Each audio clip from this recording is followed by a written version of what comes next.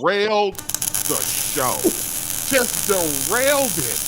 Like, how do you do that? And Mr. Terrell Key, I got to drop a bomb from him too.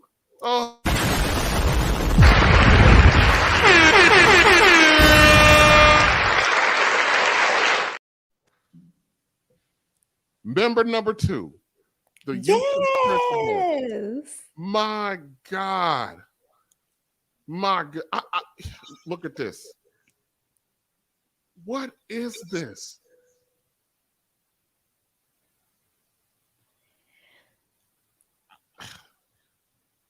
I don't know what else to do. I don't know what else to do. This is what, the third super chat from Mr. Key. What the? I mean, is it because I actually told the brother story today? And I'm asking for, okay, let's get going. We gotta pretend like this didn't happen. Here's my question, Joy. Here's my question for the conversation. Am I making excuses for our brothers, or are we being a little too hard for the expectation? Are women have too high of an expectation for our men, or am I just making up excuses? What do you mean too hard? Can you quantify that a little bit? I mean, it seems like when I look, I have a lot of conversations with women, especially in the field that I work in my real life. I am surrounded by Black women, and I get to hear firsthand what they expect out of a guy. You know what I mean? And for me, it seems some of the expectations seems to be very daunting, for the brothers, and they're very hard on, and they're not necessarily positive things. There's a whole laundry list of stuff that the women want, and to a degree, I'm fair with it. You know what I mean? They want the guys to be very traditional in it. They want them to be providers. They want to be good decision makers. They want them to be able to teach, to teach.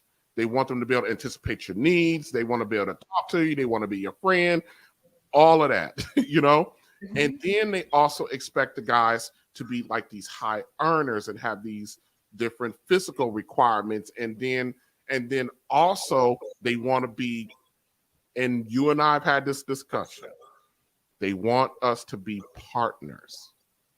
When partners, and I always ask, how can you be a partner to someone who is actually responsible for you?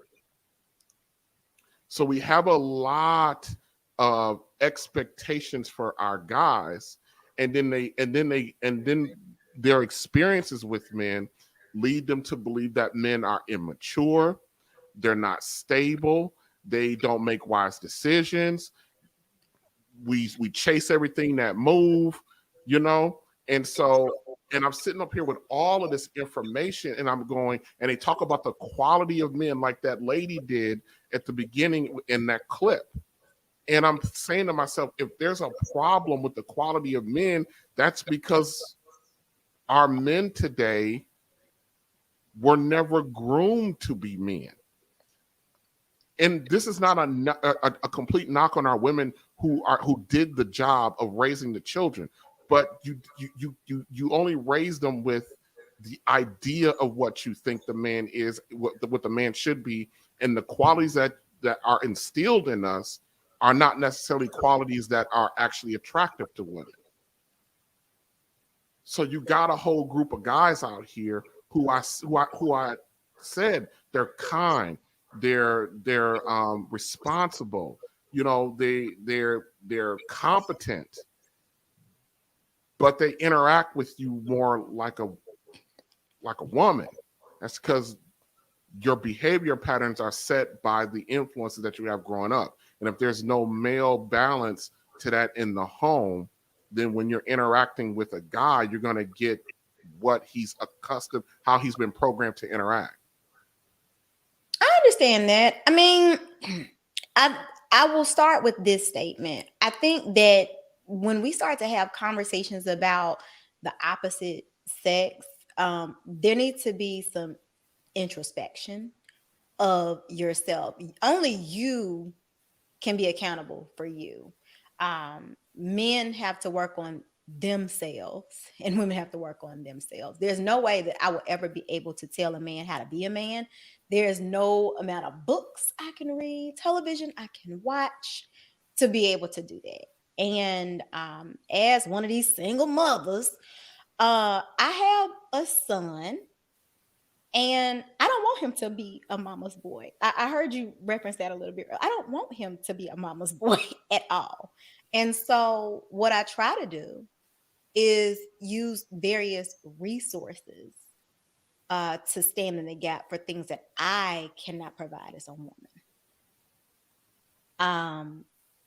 Yeah, that's all I have. That's the best thing that I can do. But in terms of like being hard on them, I don't know what that means because I'm only responsible for myself. And some of the expectations that I hear men complain about, they're unrealistic expectations from delusional women that can't fulfill some of those things themselves. Those are not my peers. Those are not my friends. And so I can't speak on that. You know, I hear you, but I'm not so sure that I think you said those delusional women. I think sometimes you ladies don't understand the volume of women that are delusional that we do. I do. I see them on social media. I just don't interact with them in my real life. Yes. I don't know those people. I don't surround myself with people that have expectations of other people that they can't fulfill for themselves. Do those people exist? Yeah, I'm sure they do. I can't speak for them because I don't interact with them. I'm not a part of those kind of unrealistic conversations. But but that's the issue that a lot of our guys are having out here is that, you know, we're out here, you know, and we're running into these things, you know, and then especially when you start having conversations about, you know, when you do, and I think a lot more guys right now are having conversations about marriage than ever before. And when they're having these conversations about marriage, what they get back from the lady folk is it's always, and I actually had this conversation like last night with one of my coworkers. They start listing all of these conditions that they would want within the marriage. And like this particular young lady last night I was talking to, you know, she's 38, she's never been married. She just got out of a relationship with a guy that was living with her for 7 years. And I was like, that was your first mistake. You don't let a dude move in with you, but she did. And for 7 years, I mean, side note, ladies, listen. If a guy is gung-ho about moving in with you, that's because he needs to move in with you. I'm just telling you. Preaching now. And it should be like a common sense thing, you know what I mean? But our ladies are always, you know, but I love him. But he has potential. But he's smart. Yeah, but he needs to live with you. I tell anybody, I said, listen, if it's hard for, you know, we talk about this. Women need to have the ability to respect their man. How can a woman respect the man that's moved in with her? And now she's providing a roof, shelter, resources for him. It's backwards. I don't care how modern our women are. Don't know. That's absolutely backwards. Mm-hmm.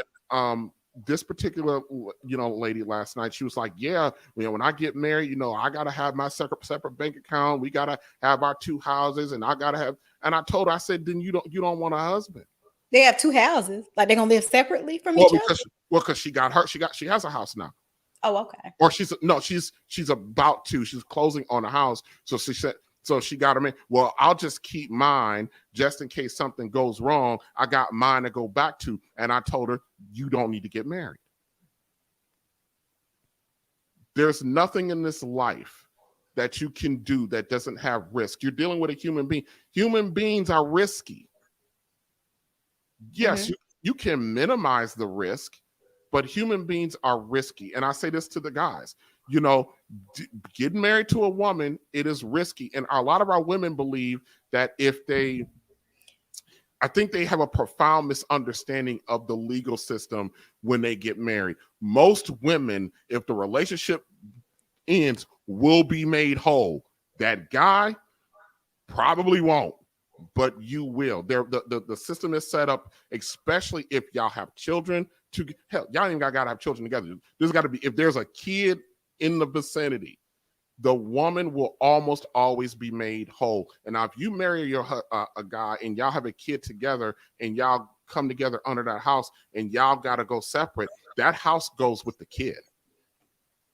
That's how the courts look at it. The house goes with the kid. The kid needs a shelter. And then who's the primary caretaker is the woman. She gets the house. So I was telling her, I said, why are you that concerned if you meet a guy and he says to you, you got to sell that house. I don't want nothing to do with it. You coming over here.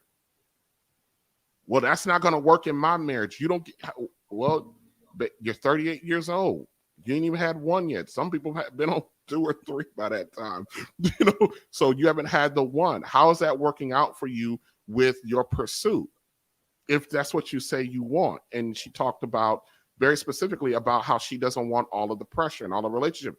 Well, then that would mean that you give up all of having. You said it on your stream, you know, $300,000, $400,000 mortgages. Who got that kind of money sitting around? Average folk. None of us. But if you don't want all that pressure, that's what he's there for. He's meant to carry that pressure load. But I told her, I said, your way of thinking, you want a 50-50 partner. Don't get married. Just have a boyfriend. And y'all can go 50-50 on everything.